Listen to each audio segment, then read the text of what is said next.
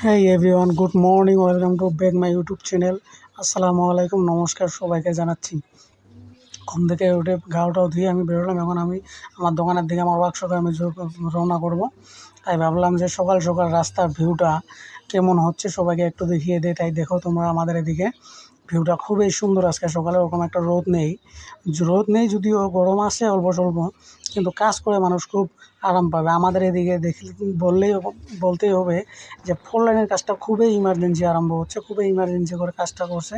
আর emergency কাজটা হলে আমাদেরও ভালো, সবারই একটা আশা ছিল আমরা 4 লাইনে গাড়ি চালাবো।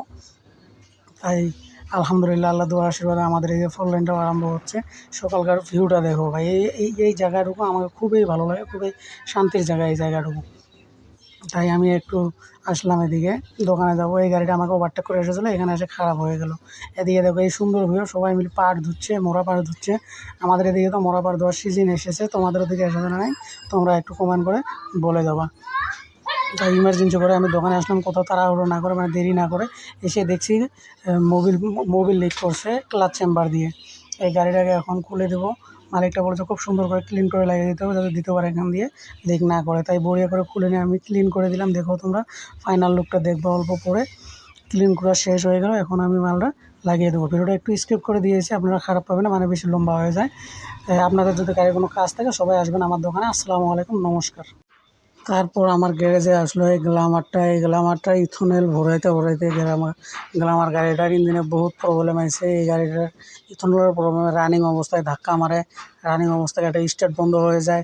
তাই মালিকটা ইরিটেড হয়ে আমার দোকানে এসে বললো যে গাড়িটা ভালো করে একটু বানিয়ে দিবা, গাড়িটার এমন প্রবলেম।